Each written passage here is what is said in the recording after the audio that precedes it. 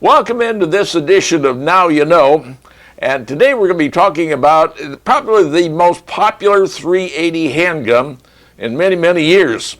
It came out, some months back. It's from Smith & Wesson.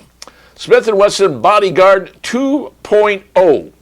Now, if anybody remembers anything from Smith & Wesson, they'll probably remember the original Bodyguard.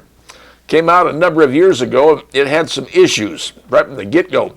I happened to have one, and I went, man, I don't like this thing. It's a double action. The trigger was very, very stiff to pull. It held only 6 rounds, and frankly, it weighed a lot more than I wanted to carry.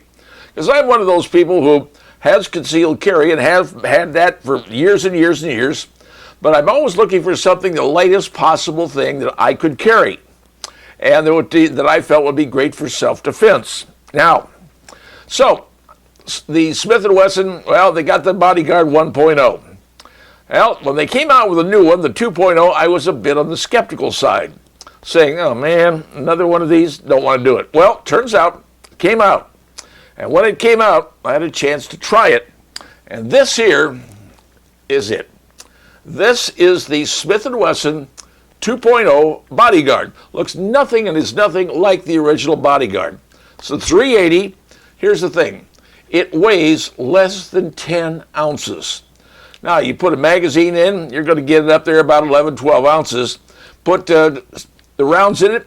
This comes with 2 magazines, one a 10 round and the second one's a 12 round. So you got 2 different magazines comes with it. This thing is absolutely about the greatest thing I've shot in a long time. Now, I will tell you, before I bought this, I had a Ruger LCP Max.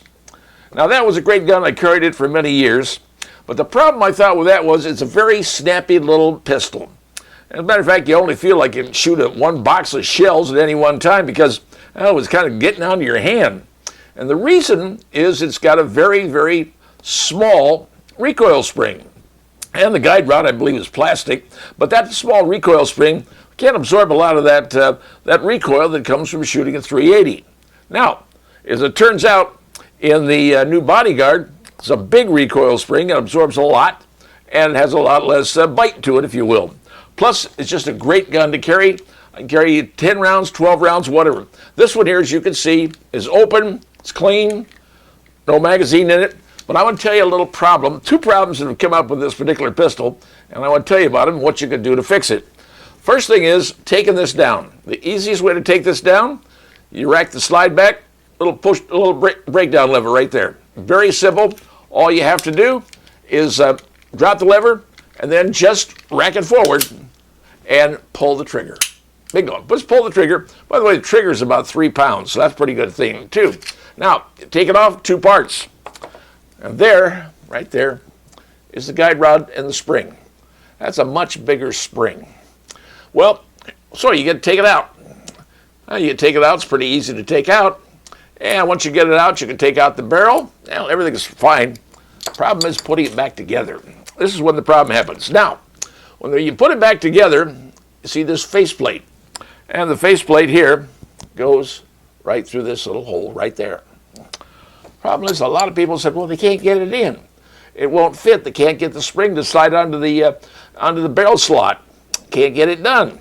What's going wrong? Something's wrong with the gun. Well, it turns out, and I found out the hard way because it happened to me, that there's the end of this little spring. And it's kind of hard to see, but every spring has an end to it.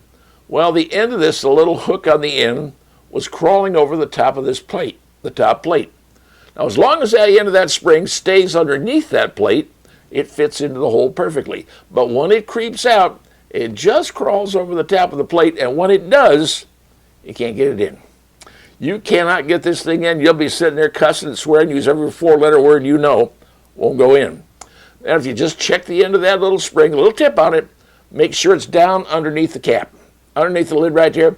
When you do that, you can fit it back in. It'll get itself in, and you'll be 100% cool. That's one of the issues that I found with this particular gun. Happened to me, so I know what I'm talking about. Second issue that happened to me had to do with the magazine. There's one of the magazines right here. Thing that occurred to me is you get a couple of shells loaded, about 2 down, and you can't get it down any farther. it won't push down any farther. You're trying to push it and it just won't go down. This little foreplate here, this little foot plate, gets stuck. And I'm going, what the heck is wrong? Ended up taking it down, pulling the cap off, pulling the spring out, and the guide follower right here, a little orange thing, turns out it was getting stuck. There's a little hole right here. Yeah. And the edge of that was getting stuck into that little hole. Now, what I ended up doing, you can't really see it right there, took a fingernail clipper and just clipped off this little point right here as a little point. Just clipped it right off. And just a little sideways clip. All I did was change the angle on this one here so it couldn't hook on that little hole right there. Once I did that, this thing loads perfectly. Haven't had a problem since. Two little things. Now, some folks have said they have a problem with the particular ammunition sliding up into the chamber. Well, that's because there's a little gap necessarily between the barrel and the rest of the frame, and sometimes a certain ammunition, hollow points, those kind of things, can get caught right there in that little ridge. Now, what I did on the feed ramp, it's the feed ramp going up, it's divided. Well, if you polish that feed ramp, it solves a lot of that problem too. Just a couple little ideas for you to consider if you happen to own the new Smith & Wesson Bodyguard 2.0. As one who's been shooting for more years than I care to tell you, this is probably the finest pistol I think I've owned. As a matter of fact, just to see what it could do, and I said, well, load her up. Let's put 10 rounds in it. Let's go to my range. I got in the 7-yard portion of my range, had 10 rounds in the pistol, and decided to see what I could do on a target. And, well, here's the result.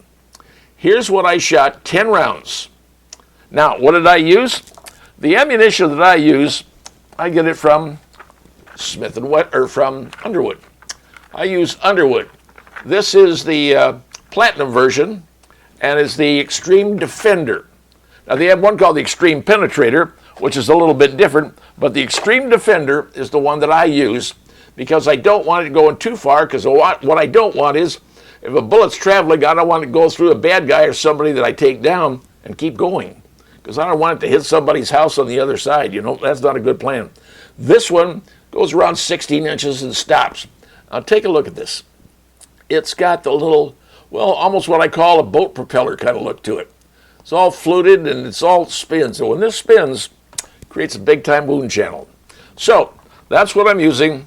Underwood, there it is right there. Underwood Extreme Defender. And this thing is probably some of the finest rounds I've shot, and I've watched all the production, all the work on this to see if it was that good, and it is. So if you're one of those people who happens to own a Smith & Wesson and the new Bodyguard 2.0, lucky you. Hard to find. They're a great gun.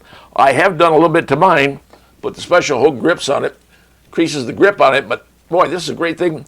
I can put it in with the magazine. Here's the magazine right here. Look at that grip I get. Now, this is the extended magazine. I get the full grip, but I can get the regular full grip on the regular 10-round magazine too. Something to take a look at. So if you're having a problem, those two problems are the issues that I've run into with my Smith & Wesson.